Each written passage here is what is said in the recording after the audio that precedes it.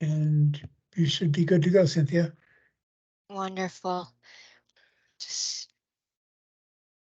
Okay, welcome to the backpack for June 2023 Bicycle Advisory Committee and the Pedestrian Advisory Committee.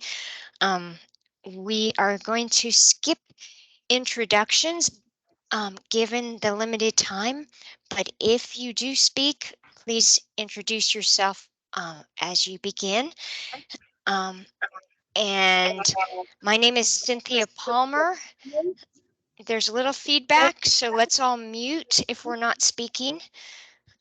My name is Cynthia Palmer. I'm the chair of the Bicycle Advisory Committee, and I don't know if Lizzie is here. She is the chair of the Pedestrian Advisory Committee.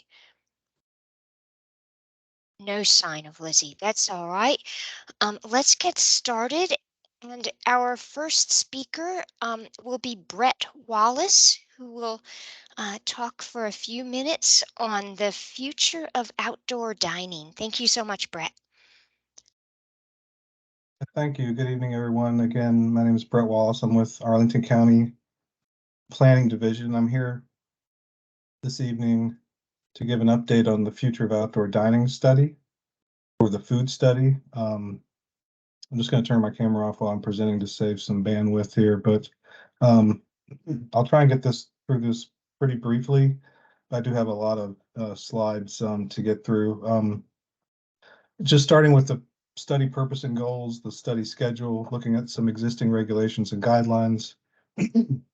Excuse me, providing a background of outdoor cafes and the temporary outdoor seating areas, or TOSAs, quick overview of community engagement, and then preliminary recommendations and next steps.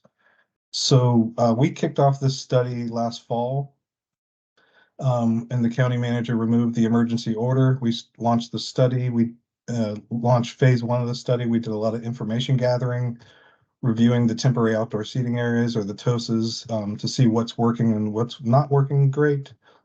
We had some community engagement. We received a lot of responses in the fall, and we hosted a couple of virtual roundtable events. We're now in this transitional phase between phase 2 and phase 3, where we've kind of taken the findings from phase 1 to inform recommendations going forward that we'll be bringing to the county board next month. So we are currently in the process of meeting with several commissions and to review potential zoning ordinance amendments and updates to the outdoor cafe guidelines. We are looking at a request to advertise to the county board next week at the recess meeting on June 13th, I believe, and then for Planning Commission and County Board action in July.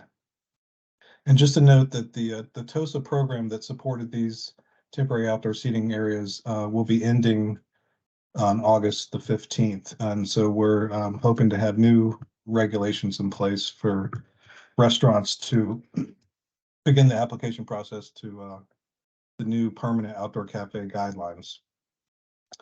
So again, one of the main purposes of the study was to look at what's working with the TOSA program and what could be incorporated into the 2 approval pathways for permanent outdoor cafes. That's both by right and special exception by use permit. Also looking at how to inform other changes to current regulations for outdoor cafes. And again, really just taking lessons learned over the past 3 years in the pandemic to help inform outdoor cafe framework. Very early on in the study, staff developed a series of overarching study themes that are listed here. I'm not going to read through these, but really focusing on looking at restaurants as a public good, providing mixed use activity in mixed use neighborhoods, looking at restaurant recovery and resiliency and how to bounce back from the pandemic related losses. And also thinking about restaurants and outdoor cafes. There's really different places and spaces. There's not a one size fits all approach for every outdoor cafe. So need to maintain some flexibility in our thinking there. So I'll quickly go over some of the existing policies and guidance for outdoor cafes. There are currently 2 approval processes for outdoor cafes. That includes on private property. Those cafes can be approved administratively by the zoning ordinance. And then if the outdoor cafe is in the public right of way or on the sidewalk or in public spaces, it requires a use permit approval by the county board. Some other guidelines listed here in policies and regulations, including the zoning, the retail plan, the MTP, pedestrian element, and the public spaces master plan. I'm just going to quickly go through each one of those, just highlighting the key points. So for the zoning ordinance, there are use standards for both the private and the public property. There's a couple of those listed here, for example, that all furniture and fixtures cannot be permanently affixed to the ground. Outdoor cafes cannot be enclosed. There are some restrictions on sound and visual entertainment, and the outdoor cafe should have fewer seats than the indoor portion of the restaurant. And those last two bullets can be modified by the county board by use permit. And then, as I mentioned earlier, any outdoor cafe in the public right of way would be subject to approval by the county board through a use permit. The zoning ordinance regulations, specifically on private property, those going to be approved by right by the zoning administrator. There is a parking ratio for restaurants that has not changed since 1960, which is 1 parking space for every 6 seats inside the restaurant. The restaurants are exempted from parking if they're within 1,000 feet of metro. Of course, the county board can modify this requirement as well by use permit. And the zoning ordinance mandates that the parking spaces be available to cars only, that parking spaces are to be used by the parking of automobiles only, that no other uses can be permitted in a parking space. The Arlington Retail Plan, adopted in 2015, encourages outdoor cafes to enliven streetscape. The action plan encourages an administrative license process to use the public right-of-way. This is the commercial private use of the public right-of-way. This is something that a lot of other cities and jurisdictions are doing, but it did include an action item to develop a process that I'll speak to in a minute. The Master Transportation Plan, pedestrian element, also encourages sidewalk cafes and other enhancements.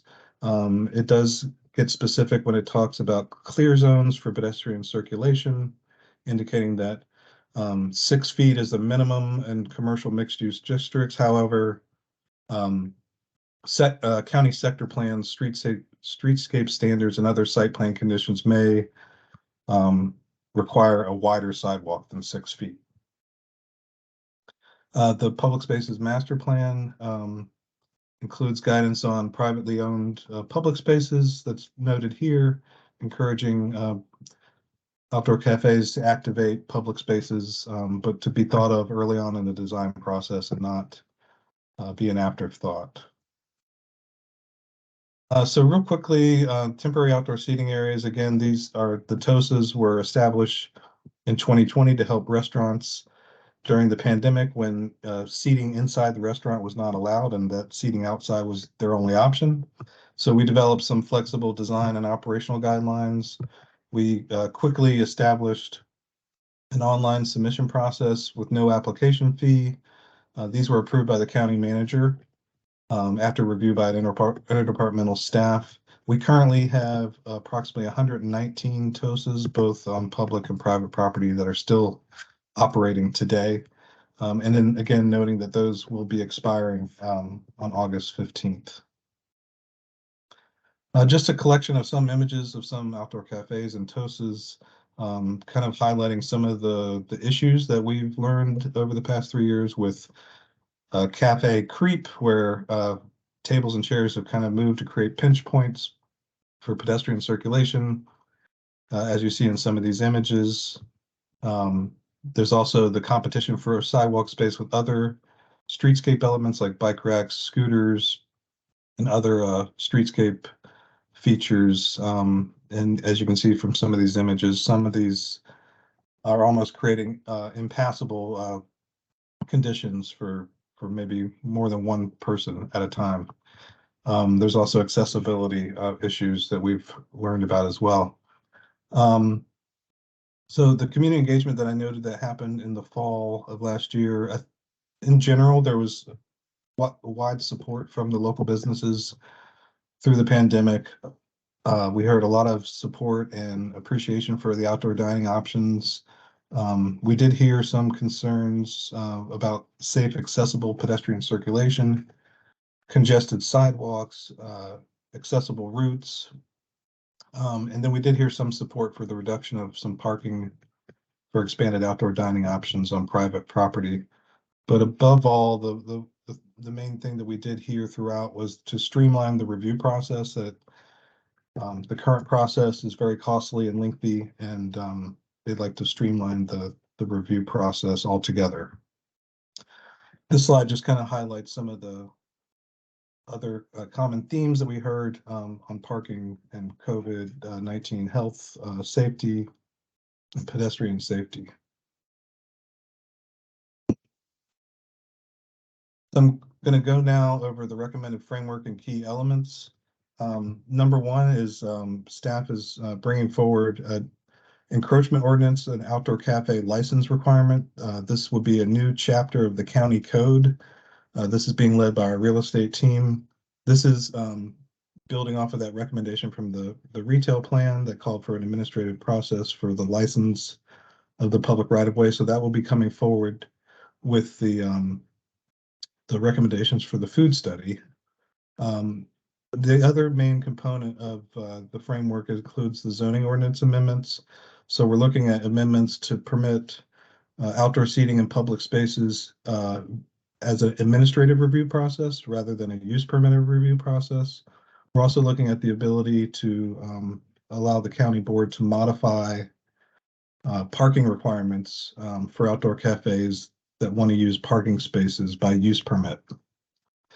And then we also have a third component, which is the county's outdoor cafe guidelines that were last updated in 2013. This would be almost like an all-in-one document reference manual that would include information on how to apply the application and permit process, guidance for clear sidewalks, pedestrian safety, and additional information on fire and building code, including tents and heaters. What's not going to be included in the framework are changes to other state or county codes, the building code, the fire prevention code, the ABC codes, and guidance for tents and heaters. So then we've organized their recommendations into two buckets, basically the public right-of-way or public space, and then private property. So I'll start with public space. I mentioned the county code initiative that the real estate team is working on. Again, this would be an administrative process. There would be an application fee plus an annual license fee based on the cafe square footage. This would be in addition to any other requirements in the building code or the zoning ordinance, for example. And again, these recommendations are coming concurrently alongside the recommendations for the food study this summer. Just a little background on in thinking about a streamlined administrative review process. On average, in between 2015 and 2020, staff reviewed an average of 5 use permits per year and 6 renewals. The process is at a minimum a 3-month process with filing and advertisement deadlines. It requires a public hearing for the county board that's typically on the consent agenda, in which case many of these cases are approved. And it costs a minimum of $2,000 plus any additional cost for the applicant. So the benefits of an administrative process, which we're recommending, certainly streamlines the process, reduces the cost, time, and resources for staff and the applicant, and also could improve enforcement and inspection through the annual review. It gives the opportunity for staff to check in on the outdoor cafe to ensure that it's still in the layout that's approved on the license. So staff is recommending for the public right-of-way zoning ordinance amendments to allow the administrative review by right in lieu of the use permit. We will be requiring outdoor cafe license and any necessary building permits or certificates of occupancy. And applicants will need to comply with the Virginia building and fire codes And in the zoning ordinance text amendments, we're recommending some design standards, including a 6-foot minimum clear sidewalk, unless approved by site plan. So if there is a site plan that has a larger or wider sidewalk, we will require them to maintain that, or else applicants would need to submit for a site plan amendment, because a lot of the site plans have conditions that have requirements for different streetscape designs. So there's also a requirement for the outdoor cafe to be in the front of the main restaurant. So moving on to outdoor cafes on private property. These are some examples that we saw over the past few years with the TOSAs, where folks have converted off-street private parking spaces into outdoor cafes, like the example you see here at Roadside and Grill. We have, as I mentioned, approximately 119, but only about 11 of these TOSAs are located in private parking areas, and they typically occupy 4 to 5 parking spaces. Misty, come here. The staff recommendations for the private property are also zoning ordinance amendments to permit outdoor dining in the required parking spaces by the zoning ordinance through use permit approval by the county board. So we're recommending amendments to the outdoor cafes section of the ordinance with applications that could be filed following county board adoption. As I mentioned, this would only impact about 10 to 12 TOSAs currently, and again, we would be including design standards to aid in our staff review.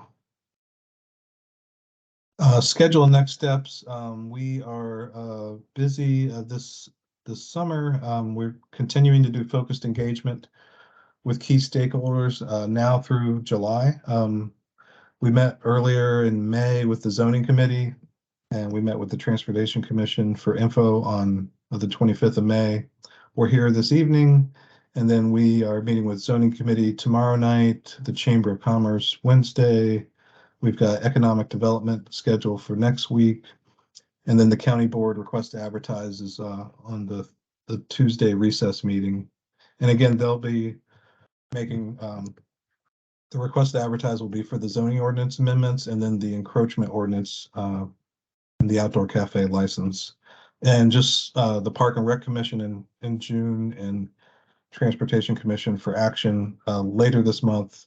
And then in early July, meeting with Planning Commission, and then July 15th, a schedule for county board action. So I've just included the link to the project website. I think I also saw it posted in the chat. Here's my contact information. If there's not enough time for Q&A, people can always reach out to me with any questions or comments. So thank you. Thank you so much. I think there are so many questions. I know in my own head there are, and I see already 4 questions. Why don't we do some really fast questions, and then we'll move right along since we're already behind. Jim Feaster is first. Yes, Jim Feaster, Pedestrian Advisory Committee. I tell you what, I'll take Brett's advice and just send him a query. Okay, thank you. Eric Goldstein. Thanks, Cynthia, and thanks, Brett, for the presentation. Eric Goldstein, also on the Pedestrian Advisory Committee.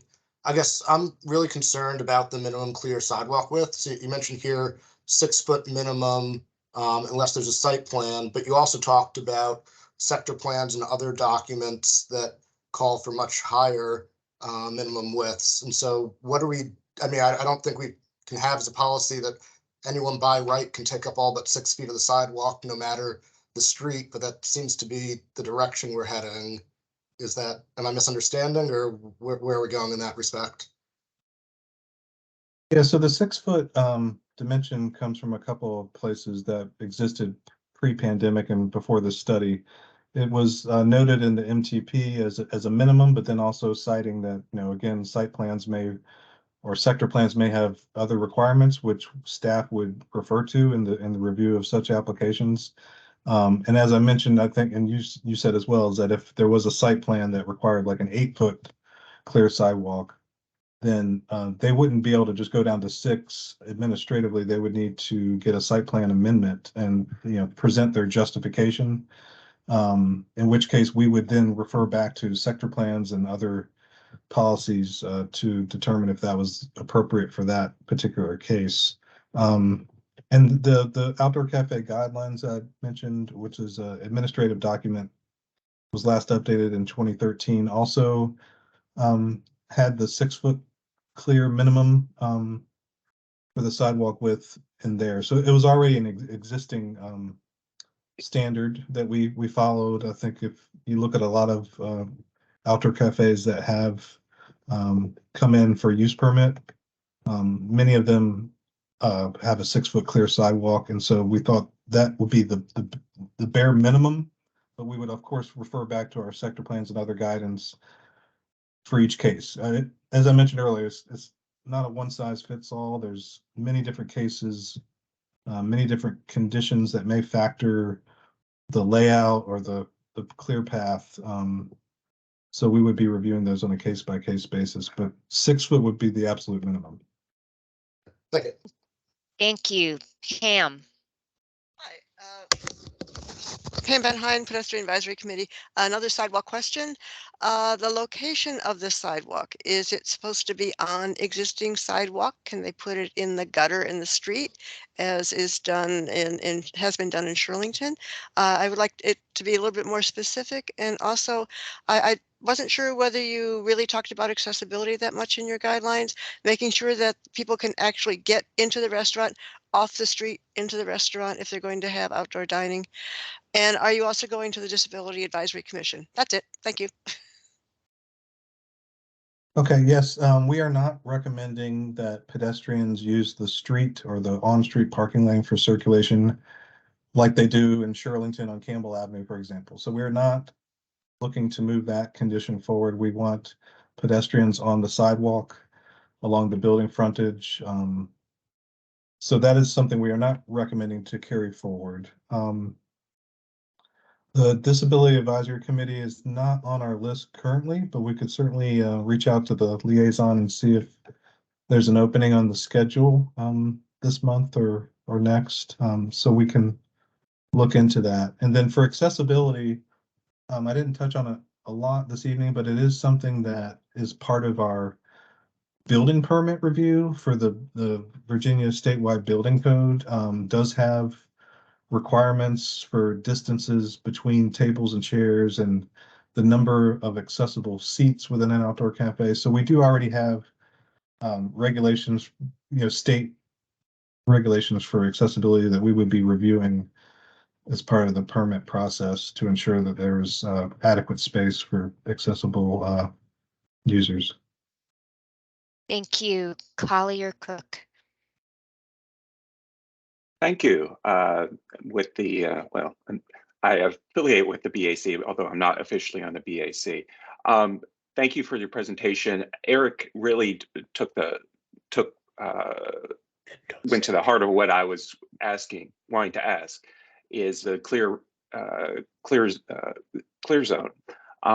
If, just to be clear, if a sector plan were to get changed or streetscape standards were to change, would the existing licensees, would they need to adjust to that, or would they be grandfathered in? And I say that because I worry there's places right now where we have a 6-foot clear zone. It's just inadequate with the amount of pedestrian volume.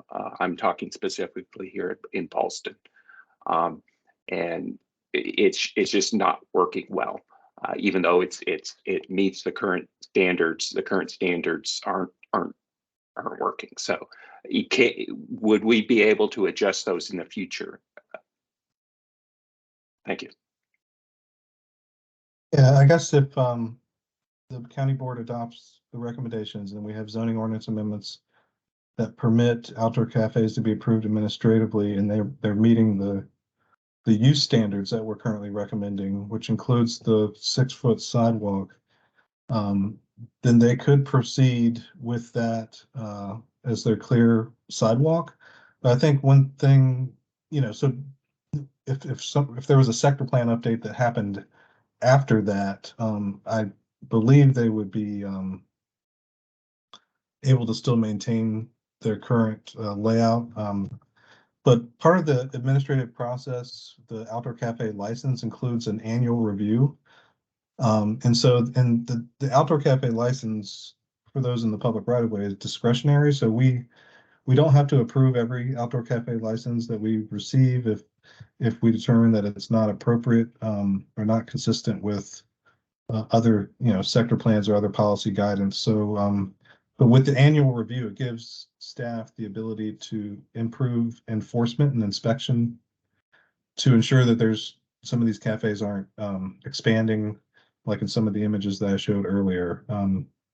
But once they obtain the license for the outdoor cafe, then they would be required to maintain that. But again, it would be reviewed on an annual basis if conditions change, or if another example is if for some reason the county has a capital project where they're going to have to demolish a portion of the sidewalk where the cafe is, that we have the right to have that cafe removed in certain cases like that as well. So there's a lot of other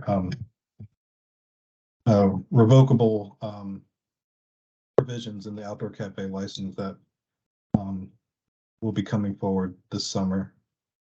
Thank you. We're running short on time, so my suggestion is we hear the questions from Eric Goodman and Noreen, and I have a couple questions, and then we email back and forth with answers. So Eric Goodman, if you can just state your question, and then All right. Noreen after. All right, thanks. And I actually had it in the chat as well, is really how is this going to be enforced? How are you going to maintain compliance? Does somebody have to wait a year until there's enough complaints and when they go for renewal that it's taken care of there, or is there some process throughout the year or over a short period of time that you either have inspection or you take complaints and you act on the complaints? And also, is there any penalty? Thank you. Thank you. And Noreen, what was your question?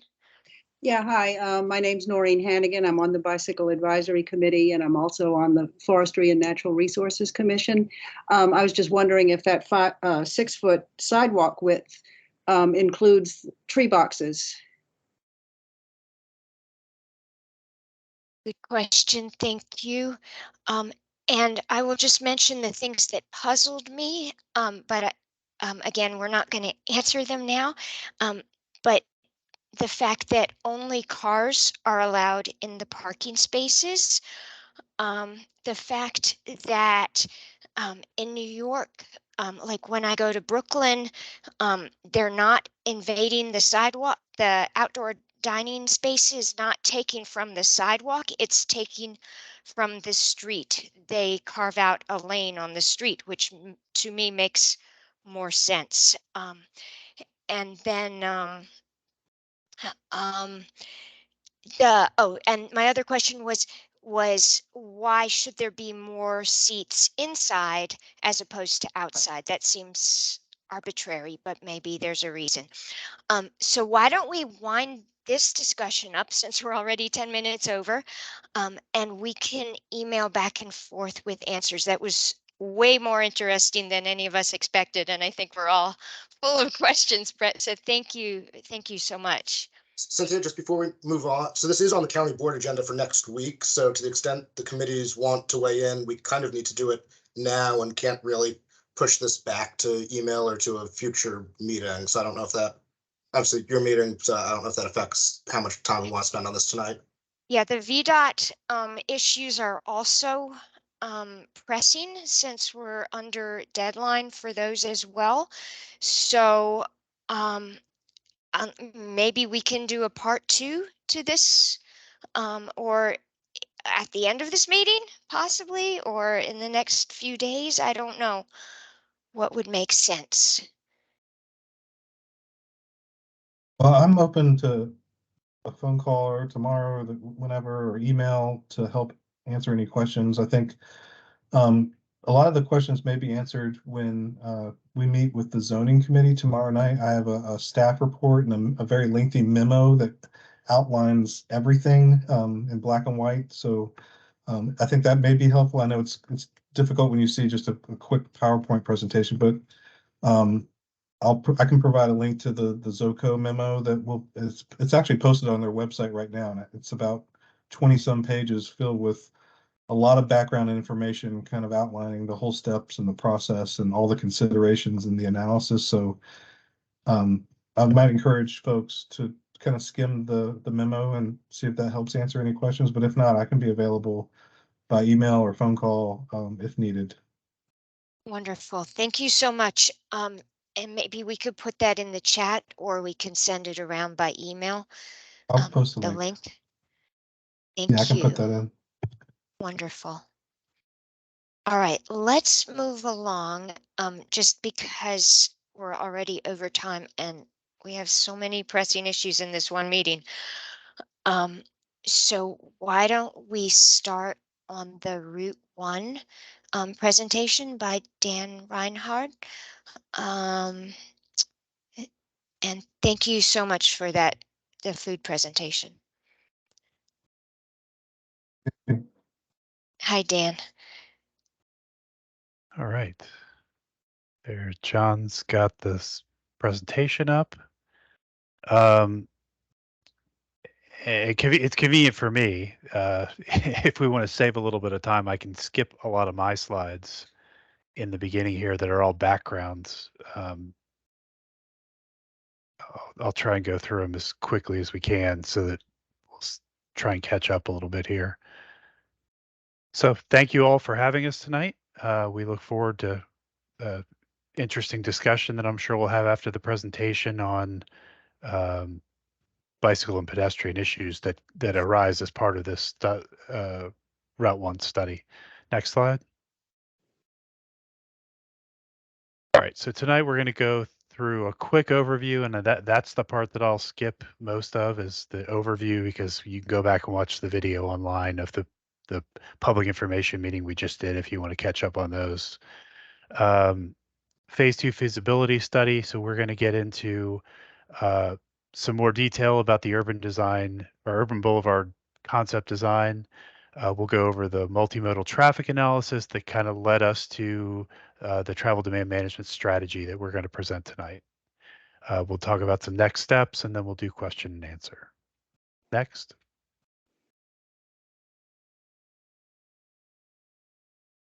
All right, so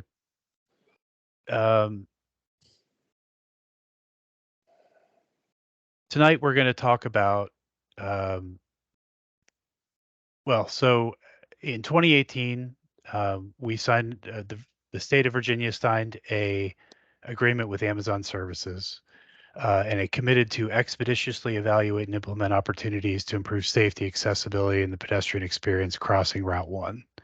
And in 2020, we started this study and brought Kimley Horn on board to dive into this topic very specifically and look at the potential for creating an urban boulevard through this corridor.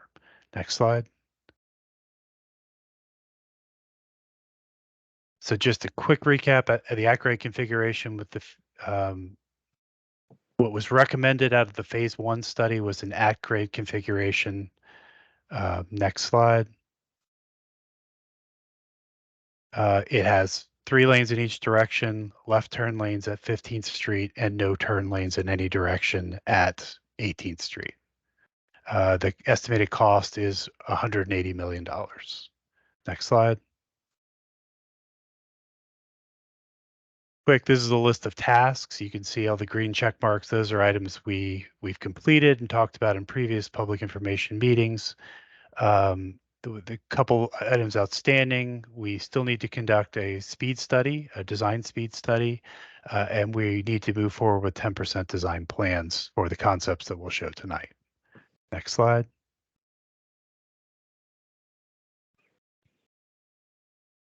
So we just held public information meeting number 4 in the middle of May. comments are on that, and actually this presentation are due June 16th. There is some work still to be done. As I mentioned, 10% design plans and a speed study. We will also have a draft report, and there will be an opportunity to comment on that draft report and then posting the final report later this year. Next slide. And now I'm going to hand it over to John Martin with Kinley Horn to run us through some of the concepts. Okay, good evening, everybody. Thank you, Dan. Going to the PowerPoint here. I'm going to start first with the cross sections. We talked about this during the public information meeting, but wanted to just emphasize that the elements of this cross section you see here have been coordinated with Arlington County. We discussed these elements at length, and of note, they came back in December with some very specific comments about the cross section and what they wanted to see, including this roll zone, this cycle track one way in each direction on either side of Route 1. So that was a big change from last summer when we talked about potential cross sections, and we had a couple ideas about bike lanes, cycle tracks, where they should go. The other element are the trees, the large trees. They're canopy trees. That was also emphasized by the county as something they would like to see along this corridor, and so that's what we have here. And the landscape strip in this case on either side of the street is 8 feet. We added a foot to create a 142-foot cross section. In the sector plan, it's 140 feet. And yes, we have 11-foot lanes. We saw a couple comments, a couple questions during the PIM, heard those, and then we saw them following up. There was also a note about the width of a bus. The planning we've done with the county and with VDOT over the years is 10.5 feet from outside mirror to outside mirror on a city bus, and confirmed that with NACTO today, and with some colleagues, but planning for 10.5 feet there, as well as trucks. Larger trucks will use this corridor, will continue to use this corridor, and we've introduced some horizontal curves and vertical curves, and any narrower than 11 feet, there's a greater potential for off-tracking of those trucks, of side swipes between buses and their mirrors and trucks and cars. And so 11 feet is the recommendation, is what VDOT is going forward with in this corridor. It's also an evacuation route, Route 1, and we want to just consider that as well. There's a question about maintenance. Moving to the next cross section, you'll see that the 160-foot right-of-way width per the sector plan allows wider elements. And you'll see that we've discussed maintenance. When we think about maintenance, that's going to be a longer-term set of discussions with Arlington County. That in general, the concept is that the county will maintain the street behind the curb. VDOT will maintain the travel way. There's been discussions about who maintains the median. We've talked about the county maintaining those trees in the median. So those conversations will continue during project development. Okay, so that's the cross section. Building face to building face, that street space is a nice design for an urban boulevard. Moving to the plan view, this cross section laid out from 23rd Street on your left up to the interchange. The Urban Boulevard project does go from 23rd Street to the 12th Street overpass.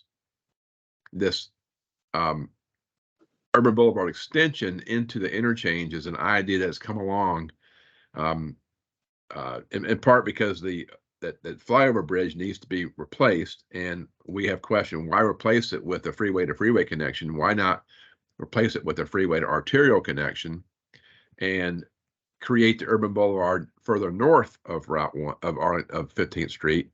So give the signalized intersections at the interchange will encourage drivers to proceed at slower speeds as they move south.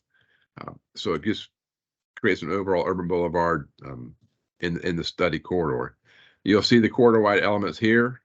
No right turn on red, LPI, lots of lighting, ample bicycle pedestrian access up and down Route 1 where there is not today.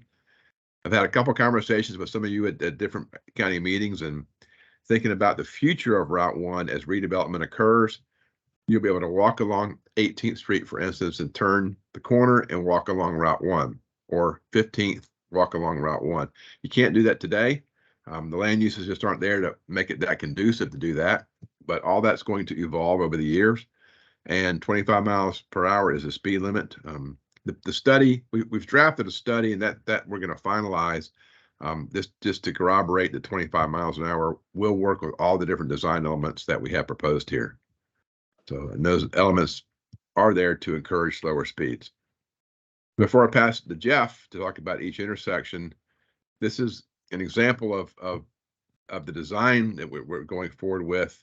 And this is 23rd Street, this 3D model we've created, and you may have seen the fly through. We've also got that to show you again tonight. But it's 23rd Street with all of its elements. The 3D view giving you a chance to see how everything would work together. Jeff, you want to take it from here? Sure. Good evening. I'm Jeff Giffen with Kim Horn.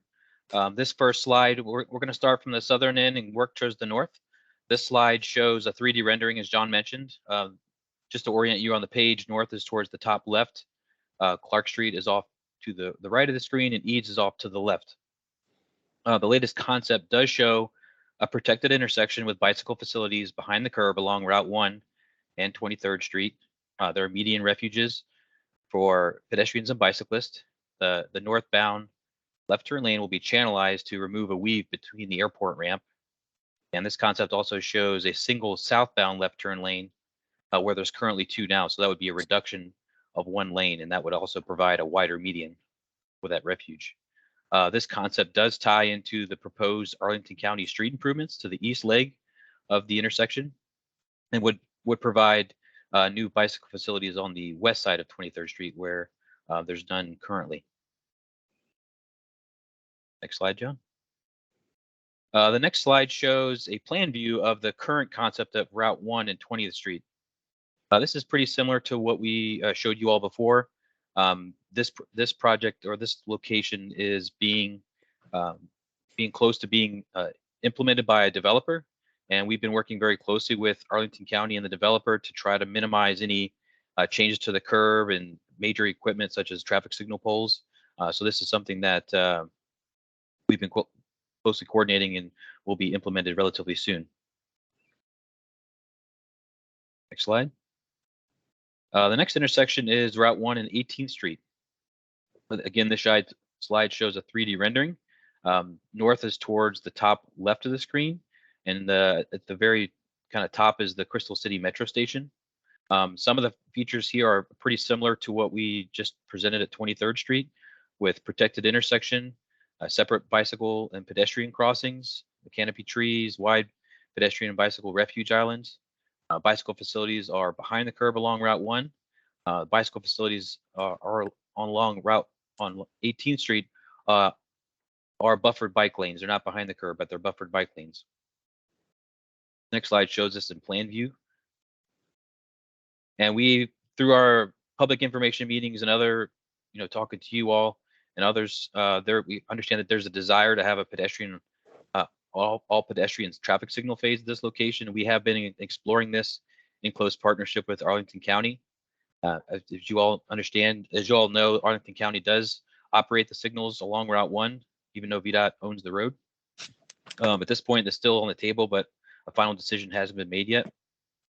The next slide shows some of the information that we've been exploring with the all pedestrian phase and the also referred to as a Barnes dance. Some of the benefits of the all pedestrian phase is that it does provide a direct diagonal crossing to the metro station, in a single crossing versus two different crossings of the different legs. It does operate acceptably as an all pedestrian phase from an operation standpoint, and it does provide a vehicle conflict-free crossing with the all pedestrian phase.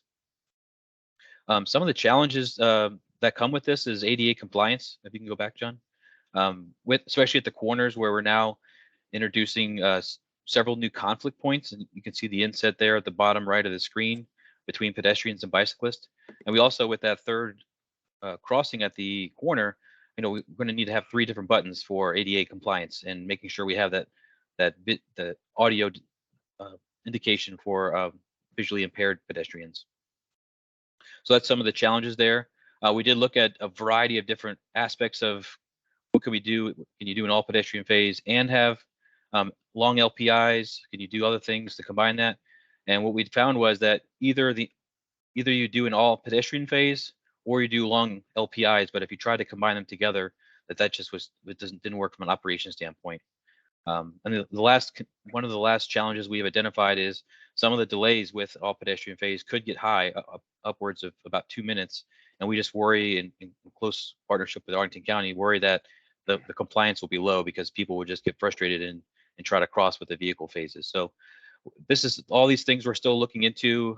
All pedestrian phases, while there are some in the region, they're not that many, and certainly want to be making sure we look at all the issues as we move into the future design. And so at this point, we haven't made a decision, but that's something we're going to be looking at moving forward. If you go to the next slide, this is the last intersection. Oh, this is just showing a slide of a variety of different barn stance locations across the country and internationally that we've been looking at to look at different examples of how this is treated and how it could be potentially applied here at 18th Street. So next is Route 1 and 15th Street. And this slide shows a 3D rendering again. Again, north is towards the top of the screen. This concept has similarities to some of the other intersections, including protected intersection, wide median refuges, bicycle facilities behind the curb. If you go to the next slide, you can see the plan view of that with all those elements there. We do tie into the Arlington County planned project on 15th Street. And then the last slide shows the potential interchange configuration that John mentioned earlier. This project came about based on an identification of the structurally deficient bridge, the southbound I-395 ramp to southbound Route 1, that flyover ramp.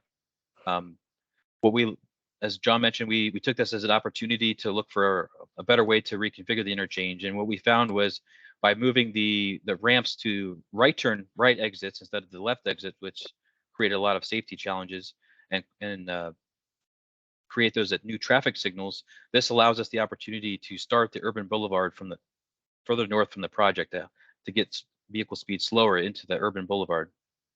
So again, with those traffic signals, we have opportunities to make the exit and entrance ramps lower speed, again, encouraging the slow speed into the urban boulevard. And this also creates a gateway opportunity with that wide median there near the loop ramp from southbound to, southbound 110 to northbound I-395, including some potential transverse pavement markings, again, to slow speed. Another opportunity is the potential future 10th Street connection to Army Navy Drive. This is just an idea at this point. We have been talking to Arlington County, but no commitments have been made. This is just, we see it as an opportunity for both a vehicle connection and, more importantly, a pedestrian and bicycle connection. Again, providing more crossing opportunities of the Route 1 corridor. Further, we understand that Arlington County is planning a bicycle facility enhancement along Long Bridge Drive, and there's an opportunity for that to also tie in there to further enhance bicycle pedestrian mobility in this whole area.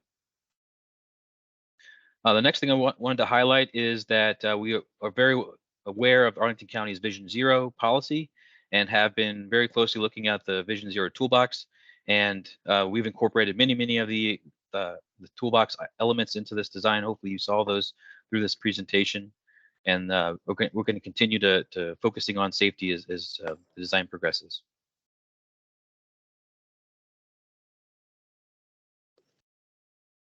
Thanks, Jeff. And as promised, we've got and thanks, Jeff, also for covering the Vision Zero toolbox features. I mean, we have deliberately, tried to accommodate those in this design, and hopefully you all see that. This is the video that the fly through. I think we have a few minutes here. It's about 2 minutes long. If we can go ahead and show this. So imagine coming off of 395 and coming into this urban boulevard corridor you see here, with trees in the median on the right and left, with pedestrians and bicyclists. Go ahead, you're approaching 15th Street here. with its wide crosswalks for bikes and peds, with its pedestrian refuges, lighting, just a nice urban design for the, for the intersection there. And then moving on down to where you'll see buses, the potential bus stops all along Route 1. We haven't shown on-street parking here. That's a future condition. But as you move down toward 18th Street, you continue to see the bikes and the pedestrians, the cycle track, the future buildings. The buildings do represent just potential buildings in the future. They're shapes of the larger buildings that exist today. They'll be fronting the street, 18th Street, with the metro station there in the distance at the northeast corner. You've got, again, pedestrians running in place. It's a function of the software, but you'll see there that crosswalks for bikes and peds moving toward 20th Street. The left turn lane to 20th develops there. Again, large trees, big shade trees, lighting, and the lighting will to be determined whether the lighting is in the median also, but those will all, the lighting will be part of the final the design development during project development, in terms of the type and its locations. Moving toward 23rd Street, that one single left turn lane develops. It replaces the double left turn lane as you get to the 23rd Street intersection there. You've got the wide crosswalks. You tie to the county-led and developer-led improvements to the east. We've got bike lanes and cycle tracks. We'll move on to the next slide. But we've got bicycle facilities connecting Route 1 over to Eads, so that the bike lanes just don't terminate on the west side of Route 1, but they actually connect to the Eads facilities to the west of Route 1. So again, ample access for bikes and peds up and down Route 1, and for transit too. Right. So Anthony is going to tell us how all this is going to work for all those modes in this corridor. Thanks for teeing me up, John. I'm Anthony Gallo with Kimley Horn. I'm leading a lot of the traffic data collection and modeling efforts for the project. I know a lot of you all attended the PIM and have seen some of the reporting, so I'm going to try to add some context where I can. We've seen several questions that got forwarded to us regarding additional data requests, so we'll try to sprinkle that in where we can and gloss over some other stuff where needed. But as a quick refresher from the previous PIM, we collected data in phase 1 in 2019. We've recollected data in 2022. We actually are doing a third round of data collection this past May and early June to add some additional information along I-395 and a few spot locations along the Route 1 corridor. So we'll be reviewing that as well. Looking at the 2022 traffic data, we know a lot's changed in the region of the study area. Obviously, not just the pandemic, but continued redevelopment of the whole Pentagon City, Crystal City neighborhoods. A lot of that tied to HQ2. Traffic volumes in 2022, we know were lower than they were in 2019 in terms of overall daily traffic and weekday AM peak traffic. Daily traffic volumes is as low by as much as 30% compared to 2019. I did see some requests for some specific ADT data, so I have daily counts pulled up that we got in April 2022. We have a slide in backup as well, but north of 15th Street, the traffic volume on Route 1 is about 54,000 cars per day. And then there's a big drop off at 15th, a lot of turns onto and off of Route 1. So the 18th Street overpass or south of 15th down to about 23rd, you're looking at around 40,000 cars a day. Along 15th to the west of Route 1, about 18,000 cars a day. To the east of Route 1, 8,000 cars a day. 18th Street carries about 5,000 cars a day. The total at the Route 1 and 15th Street intersection is about 60,000 cars a day. That's across all 4 approaches. And then at the Route 1 and 18th Street intersection is about 45,000 cars per day. And again, we have this on a slide and backup, and I'd be happy to talk through further with any of you all on that, but just a little bit more context on daily traffic volumes. A lot of our traffic analysis has been focused on the PM peak, where volumes in 2022 were still a bit lower than in 2019, but the congestion in terms of queuing in the southbound direction has returned. We have this travel time graph showing the bump in the PM peak. Now, outside of the PM peak, and in both directions along Route 1 north of that first signal at 20th, average traffic speeds were significantly higher than the 35-mile-an-hour posted speed limit. We know a lot of folks have concerns about that, given the freeway context of the facility. So the design elements that John and Jeff alluded to are intending to change the context of the corridor and get drivers to reduce their speeds. Go to the next slide. So looking at southbound congestion today in existing conditions, travel speeds heading southbound along Route 1 during a weekday afternoon peak, congestion in the vicinity of the signals at 23rd and 20th due to the bottleneck at those signals. It's pretty consistent with what we saw in 2019 prior to the pandemic. If you go to the next slide and we look at if we plugged in the traffic volumes that we collected in 2022 with the proposed concept that we've been discussing, that area of congestion would shift to the north. Your main pinch point at this point would be the intersection of 15th Street, which would be the first signal heading southbound, and you might see a reduction in congestion further to the south. Looking ahead to the future after the project is built and as the national landing area continues to redevelop, traffic volumes in the region are projected to grow. We showed in phase 1 that if rush hour traffic volumes along Route 1 increased, then we would expect to see a significant increase in congestion and traffic delay both along Route 1 and on side streets approaching Route 1.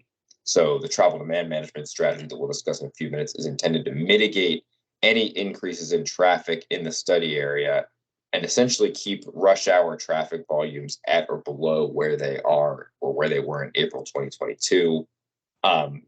Several folks here are familiar with the Roslyn-Ballston corridor, thinking about how in North Arlington, along that corridor, daily traffic volumes and peak hour traffic volumes have stayed flat even as redevelopment has continued. That's the intent here. That's what the TDM strategy is intended to get at that we'll be discussing. John, if you could keep going. Want to again give a refresher on our methodology for developing the TDM strategy and maybe add a little more context here as well. So we did look not just at 2022 traffic volumes, but projected 2030 traffic volumes, both with and then with or without and then with a TDM strategy in place, looking at what are specific problem movements along the Route 1 corridor in which there would be traffic congestion impacts that would need to be mitigated in order to avoid excessive delays or backups on I-395. So these are the first and foremost intent of the TDM strategy that we're going to discuss is to mitigate severe congestion. This is a multimodal project. We're evaluating trade-offs across all modes, but we're looking for the TDM strategy is focused on how do we prevent those vehicular backups that would be unacceptable to the general public. So we had a pretty iterative process looking at various problem movements focused on the Route 1 and 15th Street intersection, looking at what traffic volumes would need to be shifted to other modes. The focus here was on transit. Obviously, other modes are in play. The transit amenable trips I'll discuss in a little bit more detail in a minute. Then we estimated whether or not those reductions would even be feasible, looking at mobile device analytics. So we used a platform called Streetlight Data to quantify how many of the trips that are making specific movements at the Route 1 and 15th Street intersection have their start and end point near transit station, but is a vehicular trip today that passes through the intersection. So we were specifically focused on movements that are served by multiple parallel transit options, most notably Metro Rail, that can have the capacity to absorb more trips. We know there's a lot of capacity on not just Metro Rail, but parallel bus service as well, and there will be more in the future. And then the TDM program of specific investments is intended to shift those trips to those modes. You go to the next slide, John.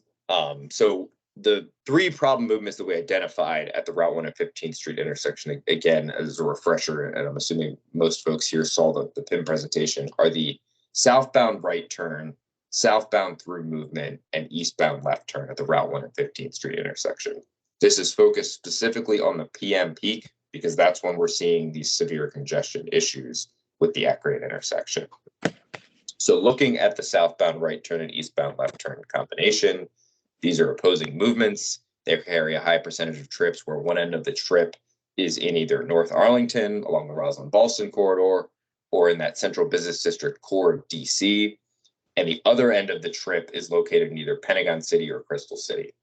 So these are trips that we know are conveniently served by numerous multimodal options, bus, trail, and most notably Metro Rail. I used to live in the River House and would kind of grapple with this conflict every day. So the heat map that you're looking at specifically is looking at trips heading southbound along Route 1 that are using the ramp to 15th Street and where those trips are coming from and heading to. So if we're looking at vehicle trips making that southbound right turns, this would be a trip from the Roslyn-Ballston corridor or from DC to Pentagon City. Approximately 55% of those trips are estimated to be amenable to a mode shift, meaning that both their start and end points are near high frequency transit. For the reversed eastbound left turn movements, these would be trips from Pentagon City to the Roslyn-Ballston corridor or to DC. Approximately 36% of those trips in the PM peak period are estimated to be transit amenable. If we go to the next slide and look at the southbound through movements, again, this is a movement that is carrying a heavy percentage of traffic originating in DC or along the Roslyn-Ballston corridor.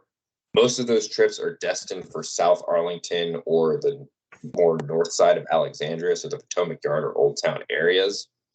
So at this point, this is Route 1 essentially on the overpass above 15th Street.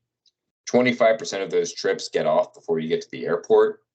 Another 40% are exiting by the time you get to Potomac Yard, and another 25% by the time you get to Old Town. So that's essentially 90% of your trips ending before you get to Old Town, and only 10% making it as far south as the Beltway.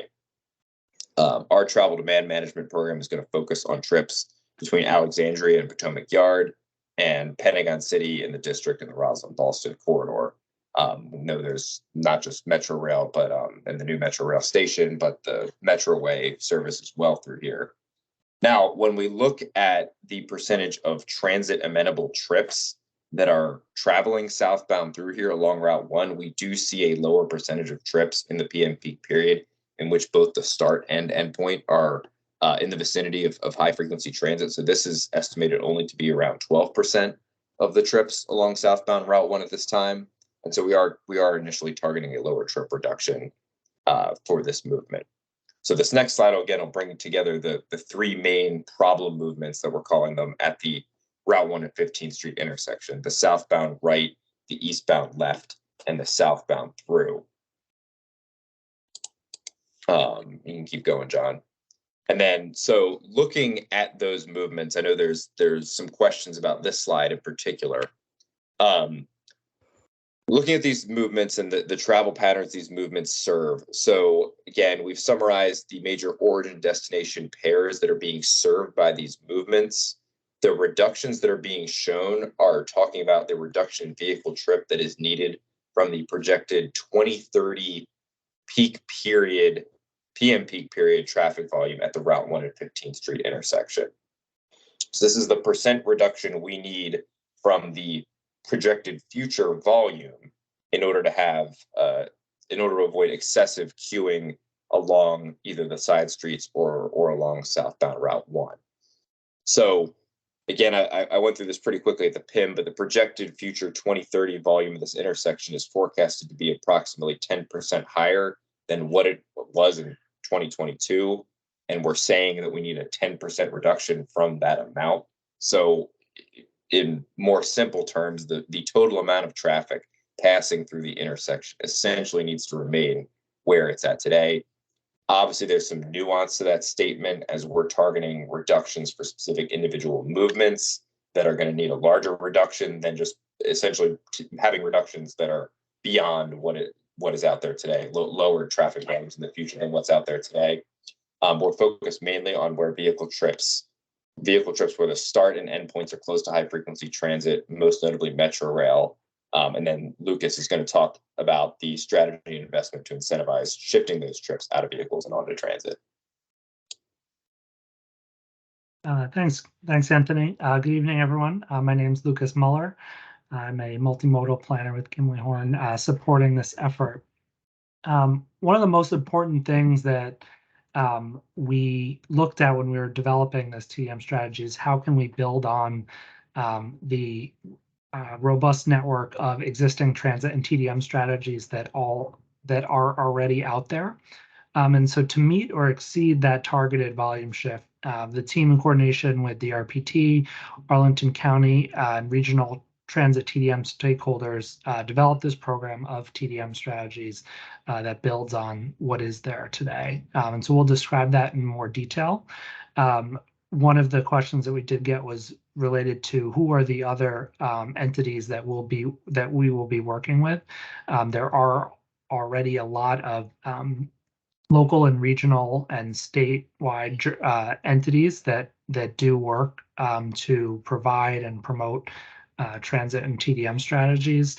The Metropolitan Washington Council of Governments, their Commuter Connections program, the Virginia Department of Rail and Public Transportation, as well as local governments, of course, in Arlington, but then also in surrounding jurisdictions like City of Alexandria, Fairfax County, Prince William County, Loudoun, and certainly as local business improvement districts as well. And of course, with some of the origin destination patterns that Anthony mentioned, we want to make sure we're also coordinating with DC and Maryland as well. So you can go to the next slide.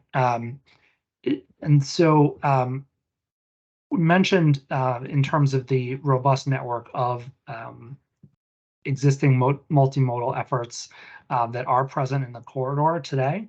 Of note, certainly the blue and yellow Metro rail lines, VRE commuter train, Metroway BRT service, as well as multiple Arlington Transit, WMATA, and regional commuter buses that serve the area, as well as a growing network of protected bike facilities and bike share stations as well. And so one of the things we like to look at, it's easy to see the number of vehicles on Route 1, but to understand how many people, how many person trips are going through the corridor. We looked at a variety of different data sources, and around the spring 22 timeframe, the number of people that are traveling by non-single occupant modes during PM peak exceeds those that are driving alone by 4,000 people. And so it's easy, it helps put into perspective kind of how many people are moving through this corridor in other means than driving. And we want to make sure that there is a focus on those individuals. Pre-COVID, looking at those numbers pre-COVID, the number of non-SOV travel is even greater, emphasizing that there is capacity on that network to absorb more of that travel. Go to the next slide. Many of you are probably familiar with many of the projects that are emphasized here on this map, some of which are a part of the agreement between the Commonwealth and Amazon, as well as efforts that predated that, a variety of improvements in terms of pedestrian and bicycle connections, transit enhancements, rail platform improvements.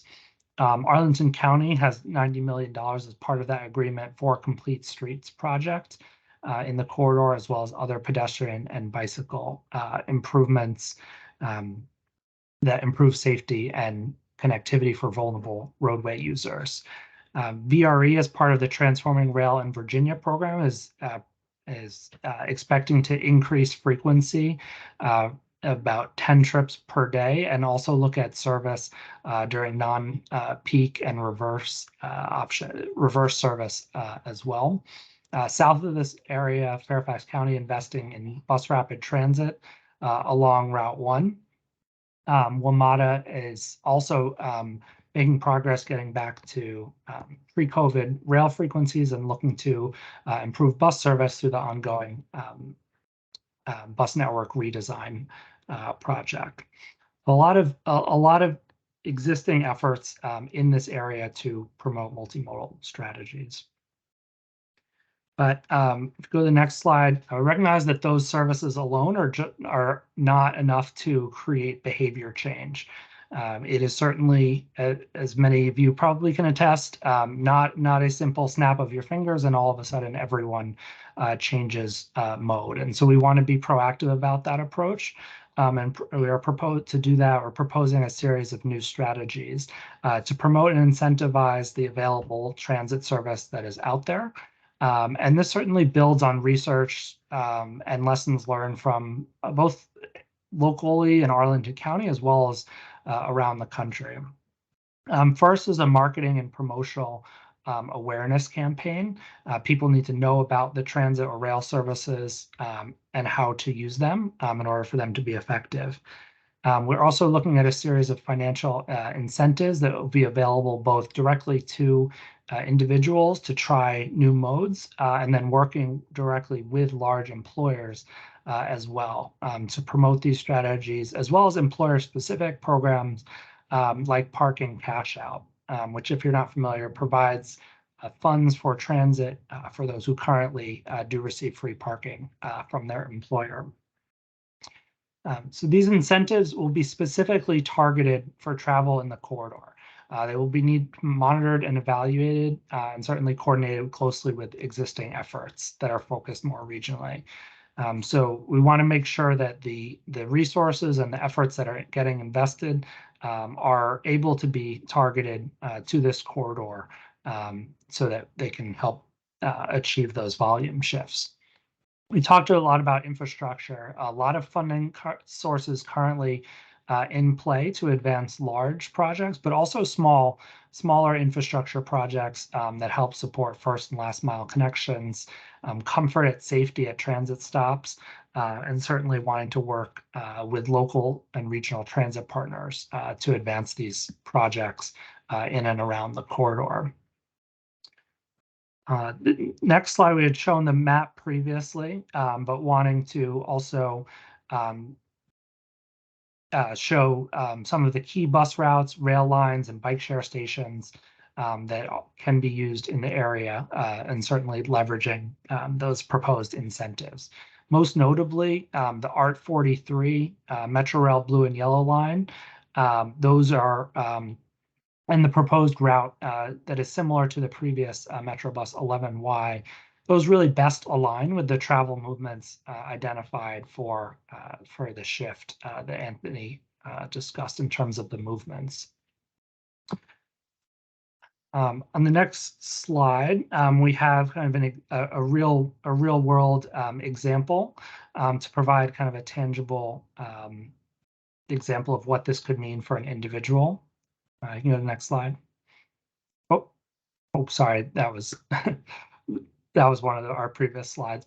But we had an example in the PIM presentation about someone who lives in Roslyn but drives to work in Pentagon City. Sorry, Lucas, we being thought we able had to use streamlined. the incentives. No worries, John. But in terms of kind of rolling that up to what that means to the bigger picture, with those proposed incentives and the focus on implementing infrastructure, a breakdown of how that shifts in trips is forecasted to change based on research, existing mode split, and alignment with the identified movements. So of that overall volume at the Route 1 and 15th Street intersection in the PM peak period, we're targeting to shift at least 10% of those trips to a non-SOV mode. We anticipate about 2/3 of those people will shift to Metrorail, others to bus, and certainly others will bike, walk, telework, or change their time of trip, which also would reduce that peak period shift. There are on the next slide, there are existing research on the effectiveness of TDM strategies. It certainly is something that can be difficult to measure, largely due to the need for surveying and to understand, really ask people what did change your mode given the large amount of factors. But the 10% that we are proposing is well within what the range of existing research shows is possible, especially in areas of high transit and a mix of paid and free parking. Next slide. And I mentioned some of the research that we looked at, and definitely because of the complex nature of this effort, the team looked both locally and nationally to get perspectives on how TDM programs have worked. Here in Arlington, despite significant transit-oriented development, traffic volumes did have decreased along major corridors like the Rosslyn-Ballston corridor. Over on the West Coast in Seattle, they experienced a significant drop in drive-alone mode share working with employers. And so, some of those important takeaways that we learned from those case studies, again, critical nature of maximizing space and existing capacity on transit. A lot of all of the capacity that we need to accommodate this 10% is there in terms of existing and even expanded during planned capacity. And so focus will need to be on shifting that travel behavior. Most successful TDM programs, no secret, most successful in urban and walkable areas, that connection between land use and transportation. And then certainly some of the research on what are the most effective strategies, financial incentives, and working through large employers were essentially the most cost-effective drivers for shifting those modes. And with that, I'll wrap up the TDM portion and kick it back to John, I believe. Yeah, thanks, Lucas. Thanks very much. And tonight you've heard an update similar to what you heard at the public information meeting that on the urban design concepts, the multiple analyses, and the approach for TDM, which Lucas has covered here eloquently. And Anthony, thank you also for deliberately covering some responses to the many questions we've received so far. And certainly, we can address those during Q&A. And Dan, you want to cover where we're headed next after this phase 2 feasibility study is complete?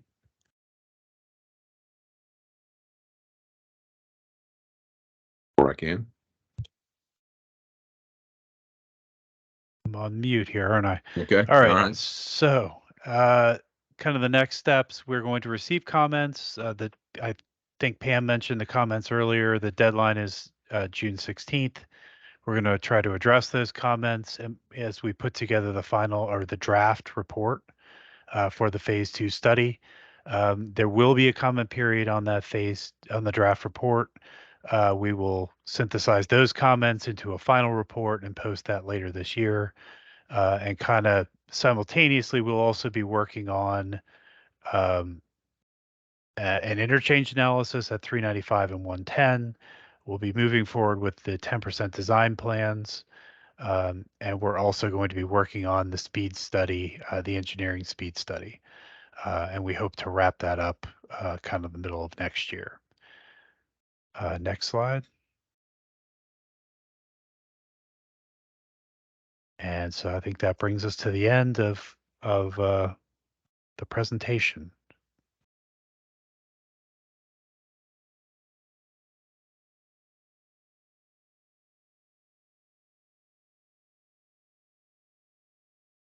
So Cynthia, I don't know if you want to us to kind of walk through some of the comments that are already in the chat, or do we want to open it up for verbal comments? Thank you so much. Why don't we start with Dana, because Dana commented in the chat and also together with Pam spent hours and hours going through the slides and preparing comments. So maybe why don't we start with Dana and then with Pam to raise some of the questions that have not yet been covered in the presentation thus far. Okay, let's hit TDM. In the PIM, you suggested a 4 or 5 year, let's call it a preparatory phase for TDM, where you were proposing to spend $500,000 a year doing TDM. When is that going to start? So when The project is now 5 years before you hope to have this under construction 5 years from now, I believe. Right. So once we achieve the full funding to move forward with the project, I'm anticipating one of the first tasks we would do is ramp up that implementation study for implementing the TDM strategy, and then that would go on during the design and construction phase. I see Lucas popped up. He can maybe add some more detail to that. I think you hit it, Dan. It does take time to create that behavior change. It's also important to do that during the construction period. So I think the bars on the the construction period will last multiple years, and to make sure that the strategies are also in place during the construction, sometimes called the transportation management plan or TMP, is an important element as well. Okay, I guess the question is, if TDM is so wonderful, why don't we just do it regardless of whether we build this thing? There really isn't, at least from the state's perspective, there really isn't a need to do it unless we bring Route 1 down to grade. I mean, I think our traffic analysis has shown that 15th and 18th Street function adequately today if left in their elevated condition. Okay, but 23rd Street sucks right now. Well, and in large part, we're going to try and clean up 23rd Street to the best we can, but in large part, 23rd Street requires redevelopment to relocate Clark Street in order to truly address the problems that are occurring at 23rd Street. Okay.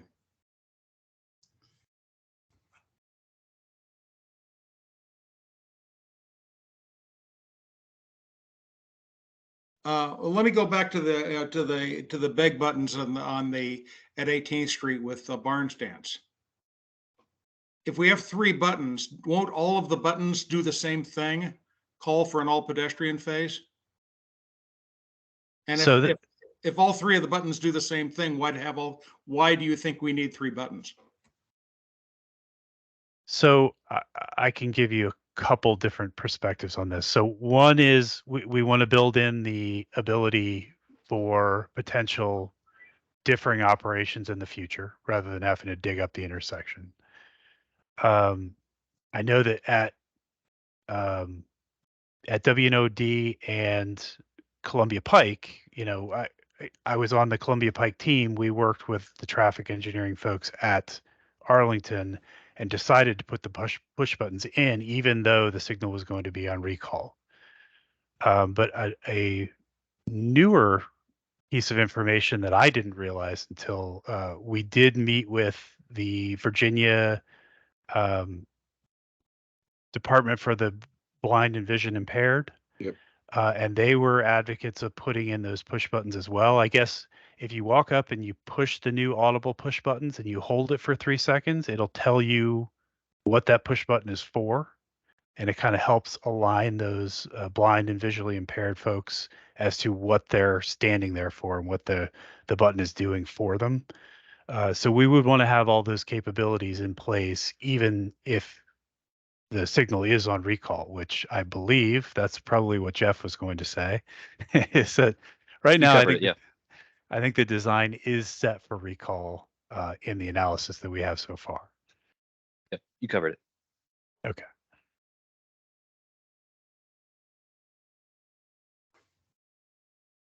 And you're not going to go with ultrasonic sensors or anything that don't require the buttons? That I'm going to need Jeff to jump in on ultrasonic sensors. Yeah, I mean the county has done what they call passive detection, where you don't have buttons. The challenge is, again, for ADA access for folks with visual impairments, they need that button with the vibro-tactile arrow and with the audible indication to know where they're crossing, and that's important for those crossings.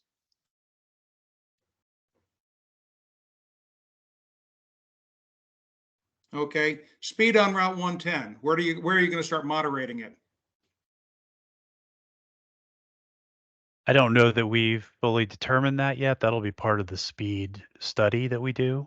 I think we are anticipating that we would probably need to start dropping north of 395, but we don't have a full determination on that yet.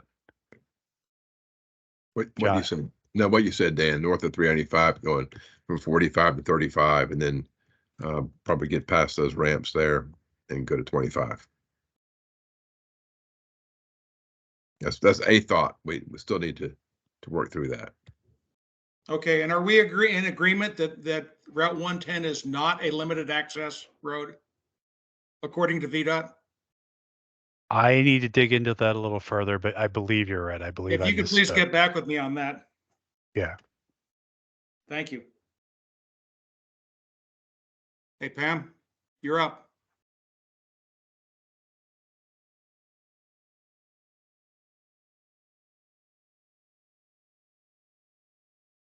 We're sent back to Cynthia. Yeah, is Pam here? And would Pam like to ask any questions now? Yeah, I forgot to unmute. Sorry about Yeah, that. I figured. Trying to be quiet. One of the things we asked for tonight was actual numbers, not all these percentages. It's really hard to figure out what's going on when you just have percentages. So I know you're not going to give them to us tonight, but if you can give them to us as soon as possible afterwards, we really need to know how things are changing, exactly what you're measuring, how all this works. I'm disappointed both in 18th Street and in the TDM plan. For 18th, the short answer is you've got to figure out the barn stance. It's got to be a reasonable signal cycle for everybody. And we also need an alternative. And if the alternative is going to be the tunnel by the Marriott, then you've got to, somebody's got to figure out a safe crosswalk over Eads as well. And that's not going to solve the problem for bikes unless you're going to have bikes running through the hotel, which I don't think people really want to do. For the TDM, in PIM3 for phase 1, one of the final slides was that you were going to reduce traffic by 20 to 30% to achieve your TDM goals. And you also were projecting out to 2040. Now you're projecting to 2030. I don't know why you're not going beyond that. And we're talking about a 10% reduction from 2022. And I personally, and I think many of us have doubts about what gathering traffic data during COVID really means, and we're still having that impact. My sense is that increasingly employers are telling their employees they have to come back to work. So one way or the other, there's either going to be more traffic or there's going to be a greater need for transit. And what I'm not seeing so much in your discussions is how VDOT, the state, whatever, is really going to fix transit, give it the financial support it needs, how to get the people they need, how we're going to fix safety. I think one of the reasons people are still driving because it's convenient and it's safe. It may be expensive, but we need to make transit as convenient and easy and as safe as driving, and it's not. Art 43 bus is wonderful. I love it. I take it all the time. It doesn't run on the weekends. That doesn't help. It doesn't run all night. That doesn't help either. A lot of people that are coming in and out of this area need really good alternative transportation 24/7. It's reliable, affordable, all of those things. And I again think that the program needs to be really regional. I'm happy to hear tonight that you're actually talking about Metropolitan Washington COG, working with them, and a little bit broader than just Arlington and Alexandria, but it's a regional problem. It's a DMV. It is not just our area. So I hope that you keep working on that. But yeah, I think a lot of my comments and other comments that we will be producing in various forms are going to be on those two issues. Making sure anything you do with 18th Street is really safe and that the TDM plan really makes sense. Because right now, it's still not making sense to me. Thank you. Well, so let's tackle a couple of those. I'll do them in reverse here. So I guess one of the things to think about, and I thought of this, and I didn't want to interrupt Anthony as he was going through things. Anthony was talking a lot about targeting folks and targeting Crystal City and DC and Pentagon City and Roslyn Ballston corridor. And a lot of that is so that we can formulate a plan. Like we need to know who has easy access to a bus, because those are going to be the easiest ones for us to flip into getting on the bus and out of their car. And so when he's talking about targeting, he's really looking at how do we make the intersections function, and who are going to be the easiest people to get onto another form of transportation, whatever those are. So, and that's really, it's more of a feasibility thing. And then we flip over into what Lucas is doing, and Lucas is proposing employer plans and financial incentives. And I don't know that we're necessarily going to limit those to you must be in Roslyn Ballston and coming to Crystal City. You know, we're going to be working with employers, and who do you have in your employment that would be willing to take a bus or a train, and trying to provide incentives to those folks to get them out of the corridor. And they may be from Maryland, and they may be from Woodbridge. And so we're kind of coming at this from multiple angles, but I think a lot of the targeting that we're talking about is really very specific to, you know, who is going to be the people that we think we're going to be able to flip, as well as what are the specific intersections and movements that we need to really adjust. And Anthony or Lucas, did I miss anything there? I mean, I would just ask, you know, Pat, like we as, you know, we as planners and people, we agree that, like, we agree with you with that overall goal that, you know, transit needs to be more competitive, accessible, reliable. And those are really all important goals that, like you said, the region collectively needs to and is working towards, with things like, you know, transforming rail, with the metro bus network redesign, with Arlington's transit strategic plan. Those are ongoing efforts that are trying to solve that, you know, that larger challenge that we have in this complicated region, where people moving along. I think for this project, we are tasked, like Dan and Anthony were saying, of trying to identify, you know, a set of specific strategies that are relevant to these movements and to this project. But, you know, certainly on a broader scale, you know, there are a lot of ongoing efforts. This one project, unfortunately, cannot solve all of the, you know, of the transit competitiveness challenges in our region. And so, you know, trying to focus for this project on what is related to these specific movements, and then supporting other regional efforts that are moving other initiatives forward. We're targeting 10% right now, and we can talk about that number in a minute too. If it ends up needing to be 15%, that's what we're going to go after, is 15%.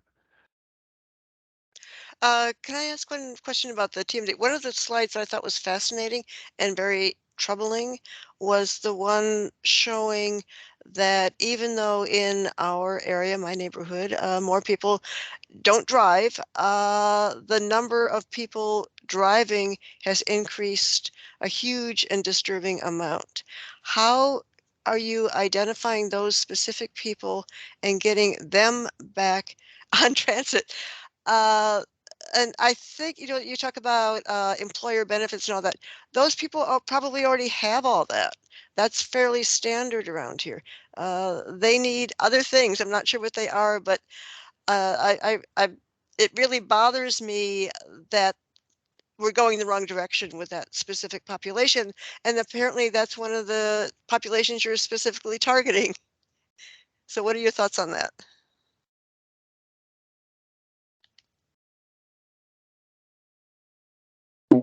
I guess which slide are you referring to specifically?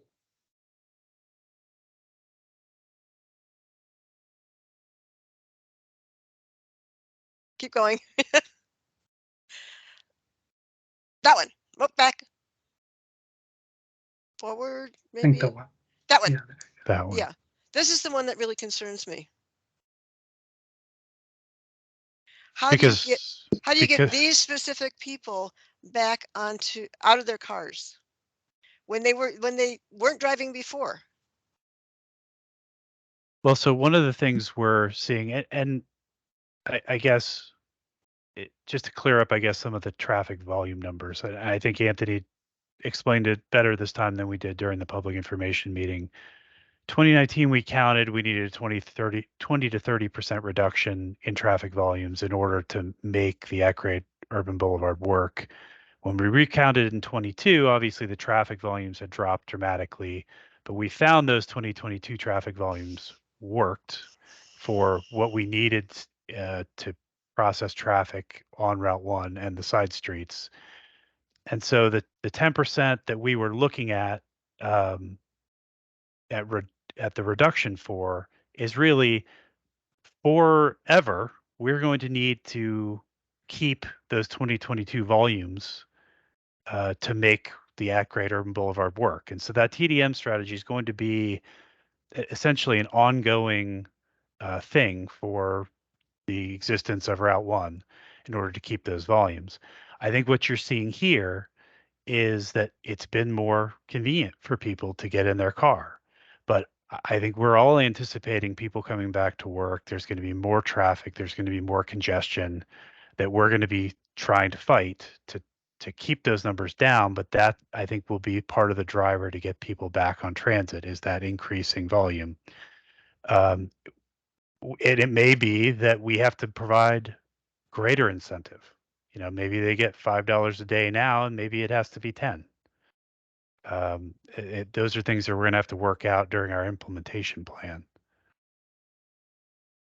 And I think I'll just add, I think some of the incentive has to come from, and I see this in some of the comments, the convenience of taking transit versus driving. Again, I used to live in River House and kind of grapple with this every day. Am I going to take some back way? Am I going to take transit out to Reston? Am I going to get on at Route 1 at 15th Street? And usually, I mean, 80% of the time, 75% of the time, I'd say I drove. And because that transfer at Roslyn was bad, the metro, wasn't always the most reliable. This is the mid 2010s. There were service disruptions. So I think part of the answer is, one, the reliability and investments in metro and VRE, which are, I mean, I know there's a lot of planned investment, and we need to bank on the frequencies and reliability of metro and VRE improving and encouraging more folks to ride them, because the capacity will certainly be there. And then the disincentive that will also come about from Route 1 being a more congested corridor, when transit becomes more competitive with driving, people will start to take transit.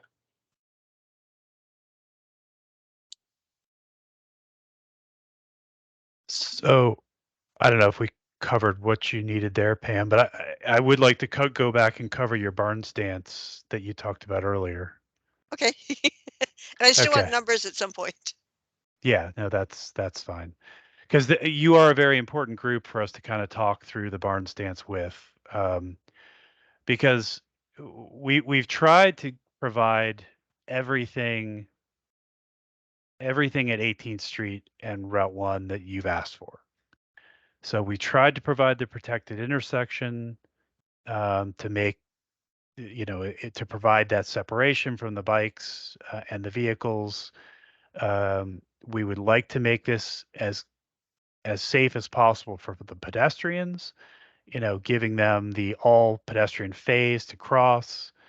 But several things have kind of come up as we've looked at this. Like there was a slide in here that we don't need to go back to right now, but we looked around the country at barn stances, and we looked around the country at protected intersections.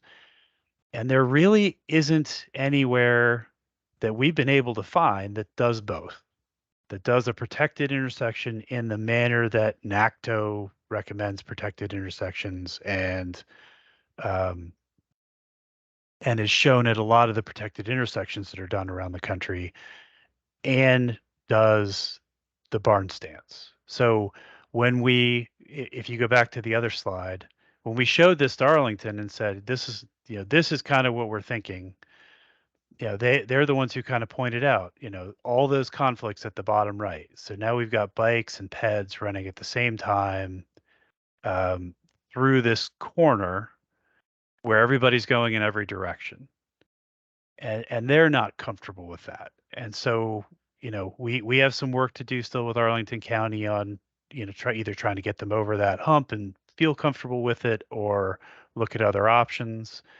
We considered maybe doing, we looked at maybe doing an all ped phase without the diagonals, because that would clean up some of these conflict points.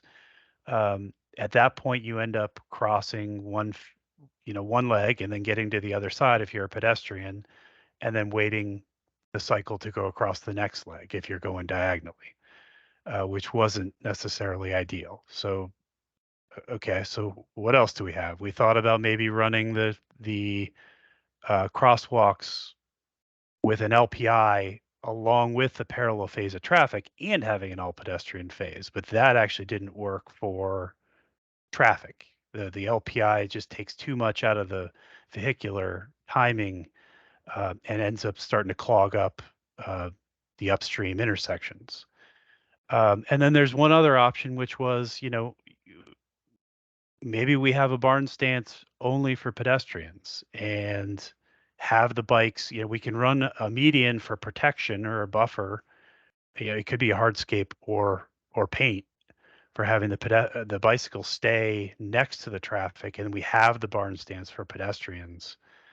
And so I kind of like to hear some feedback from you all about what your thoughts are on, do you like the barn stance with the bikes and peds moving at the same time?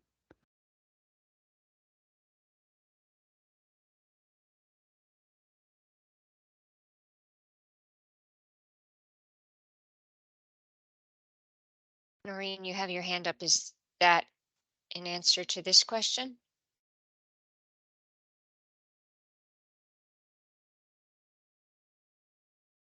No, I'm sorry. I thought I put my hand down. All right, Dana. Yeah, I'll take a swing at that. No, the barn stance is great, but the problem is, you haven't described any enforcement strategies at all. You've already acknowledged the fact that cars are speeding on Route 1 now, and everybody is saying, oh, well. So if you're going to try to regulate bicycles, who's going to do the regulation? Bicycles are move with pedestrians now everywhere. Trying to separate them out and do some education process is probably going to take more resources than VDOT has. My recommendation is that would be a fool's errand, and don't go there. Okay, so just keep them running with the pedestrians.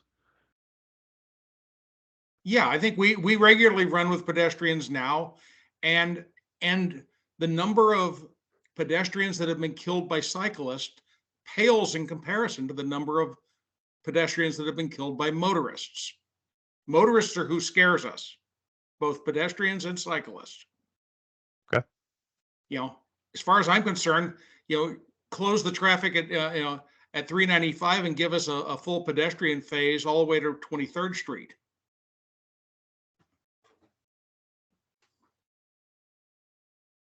Okay.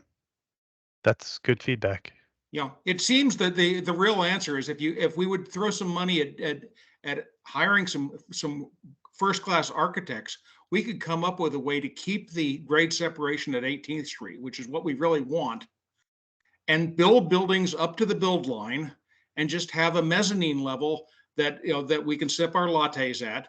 And then we go down and there's a street level at the other side. I don't believe that would be particularly difficult. Remember, we started this project with no visioning process. We started the project considering at grade or elevated, and not how do we get a world-class urban boulevard. Okay. You're not going to you don't lose much land by keeping the 18th Street elevated.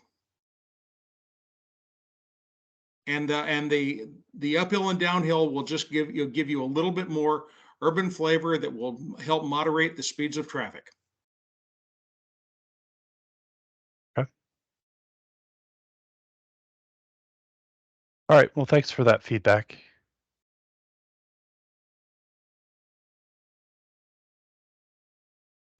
Dan, That we do actu- have some backup slides with numbers if that would help, but it's up to you, Dan, if you want us to show those tonight or just try them later in response to the questions. Well, let's see where the questions go. I want to give everybody a chance because we are running out of time quickly here. Right. Okay.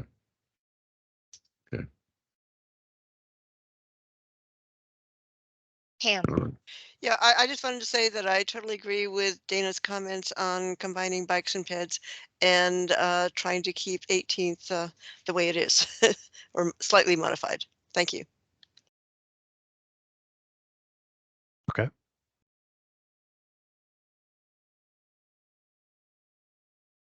There was a question about 23rd Street in the chat. Are we making 23rd Street wider? And I don't think we are.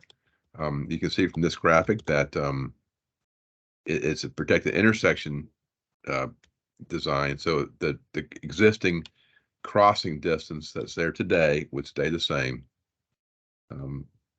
But we've added the protected intersection, the corners there, and the bicycle facilities over to Eade Street. So this is what VDOT is proposing to improve the existing intersection. The best thing that's going to happen is moving Clark Street to the east, but that's a very long-term project dependent upon redevelopment.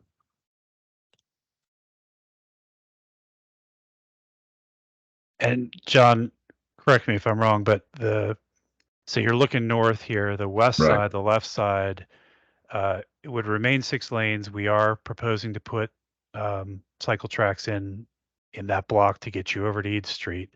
Right. Those are really the changes that are happening with this project. Right. A lot of, and then the medians, we would Yeah. provide the full medians and the single left turn lane southbound. Right. On the right, this is really a concept that Arlington has come up with, if I remember correctly. Right. And this is part of their ongoing plan for 23rd Street, if I remember correctly. Yes. Yeah, so this is Steve Offit. That was my comment. Yeah, I mean, definitely Route 1 is significantly improved, but I didn't know if there's an opportunity there to somehow make crossing north-south. I mean, I got to tell you, crossing 23rd, particularly on the east side, is not comfortable at all now as a pedestrian, and I guess that's not going to get better. And even on the west side, not particularly, because it is pretty wide crossing without any. It's just complete exposure to everything. Yep. So anyway, that was my comment. It seems like that didn't get improved, despite the fact that a lot of things on Route 1 itself did. Yeah. It is going to be a little different because you'll notice on the east side, the median is gone. And that's in line with, because there's the big median where the tunnel used to come out. That median is being removed as part of a plan that Arlington has put together for that side of 23rd. Yeah.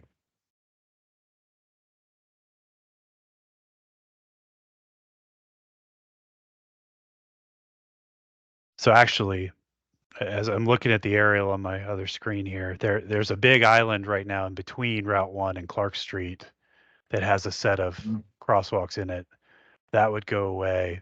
23rd Street gets narrower because the median goes away and the crosswalk moves back. Yeah, the whole east side gets cleaned up with the county's project, yes.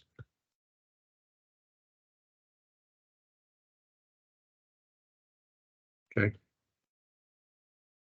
This is Cynthia. I had a question about sort of how you're framing or defining the TDM. It seems like it's all about reducing congestion for cars to prevent bottlenecks for cars. And thus, if you were to convince drivers to say start work earlier or later, that would count as a success in your TDM strategy because you would have reduced the amount of traffic for the drivers during the peak periods. I'm wondering if you can change the metric or add an additional metric that looks not just at peak, but at cars that go through this area. I mean, certainly if your goal is to improve safety and the pedestrian experience, we care. It makes a huge difference if there are cars racing through at all hours. And certainly in my field of air pollution, I don't care when the cars are going through, it still should count because it's hurting people's health. And even more now that we'll be right next to the cars. So I'm wondering if you can change your metric or add a new metric in defining TDM.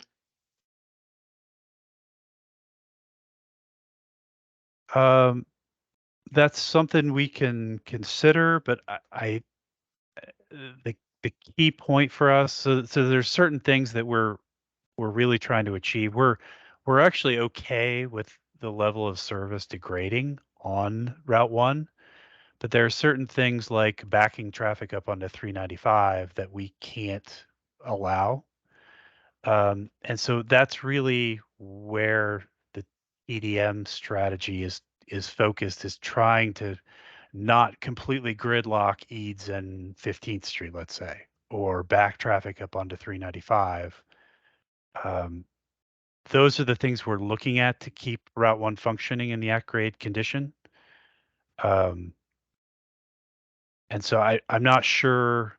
I think you would get some reduction in midday. Nobody's driving to lunch if they're not at work, if they work from home that day.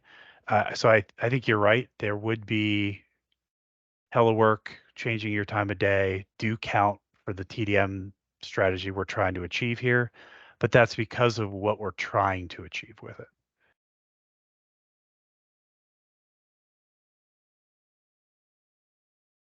All right. Somehow it already is 8:55. The time flew. Does anyone else have a pressing question, or should we finish this up and next coordinate over email?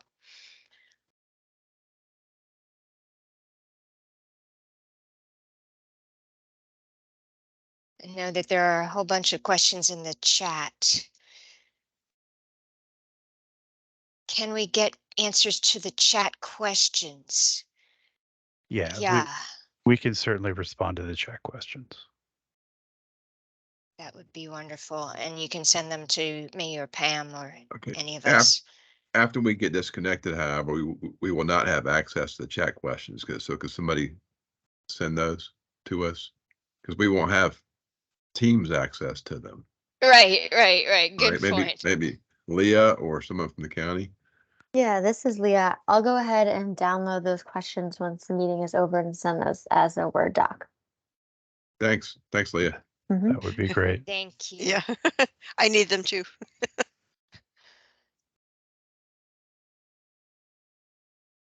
All right. Well, in the interest of respecting everybody's time, I guess we should finish this up. Steve, your hand is up. Is it still up or is it newly up? Now it's down. All right. Thank you so very much. This has been incredibly helpful. Yeah, no, thanks for having us. We will be in touch. All right, thanks. thank Have a you. good night. Thank you. Yep. Take care. Take care. All right, so we have maybe 4 minutes, 3 minutes left um, for pack and back business. Pam, you want to go first? Yeah. I want to propose that the backpack write another joint letter to the county manager about Route 1, if we can get some consensus on whether we want to do that, and volunteers to help write that, other than Dana and me. So I hate, we really shouldn't be doing a joint motion, but we're going to do a joint motion for both groups. I move that the backpack write a letter to the county manager about VDOT's PIM4 plans for Route 1 before the deadline. Second. Okay, any discussion or comments about this? Okay, all in favor, say aye. Aye. Aye. Okay. I think I'll send an email out and people can volunteer to do this, and we need to get working on it this week. The other issue which Eric Goldstein raised was whether either the pack alone or the backpack separately or with the pack write a letter to the county manager, of course, about the food study and our remaining concerns, primarily, I guess, about sidewalks, among other things. So I will I will have another motion. I recommend I have a motion that the backpack write a letter to the county manager with some concerns about the food study, and that again before their deadline, so probably within the next week as well. Any seconds? Second. Okay. Any discussion? Okay. And all in favor? Aye. Aye. Aye. Eric Goldstein, do you want to handle that? Are you still online? I can at least start a draft. Yeah, you are extremely articulate on this, and well, in general, I think the pack is more concerned than the back, but you know, we all like eating out sometimes, but we're all would like to actually be able to use the sidewalks and streets as they're meant to be designed. So thank you, Eric. Thank you, everybody. That's this coming Monday, the CPHD staff are putting on a special program open to anyone on SPRC process. So if anyone's interested in that, plan to attend, I'll forward the notice about that again too. Thank you. I'm done. Wonderful, thank you. And huge thanks to Dana and to Pam for spending hours and hours and hours of their time these last few days and weeks going through the slides from not just this recent batch, but all of the batches on VDOT Route 1. That was a huge effort. So let's see, Leah, you're next. I can keep this really quick. I just wanted to let everyone know that this will actually be my last BAC PAC meeting. I'm leaving the county, so I will be gone in, I guess, in the next 2 weeks. I've really enjoyed working with this group though, and you'll be in great hands. Elwyn is going to take the role as a BAC liaison. But feel free to reach out. My last day is June 16th, so I'll be around for a little longer. But thank you, because this is one of the first roles that I had at the county. And it was really helpful and helps me learn a lot, especially in those first few months. Thank you for everything you've done. It's been a pleasure. And good luck in your future. It sounds great. Thanks. Thank you.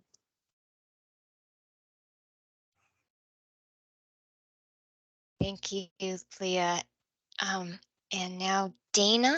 Yeah, 15th Street and Eads is just about done. So please, without trying to skew the results, you know, take a little tourist run down there and see what you think about the bike and ped facilities at the corners. I put a note out on the BAC listserv to that effect.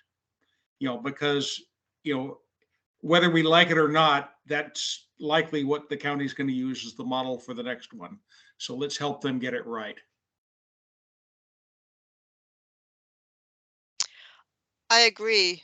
Yeah, absolutely. And yeah, this is our future protected intersections, which we love, but they're a challenge. And we don't know actually who's going to plow the snow on the Amazon sidewalks or the Amazon bike lanes.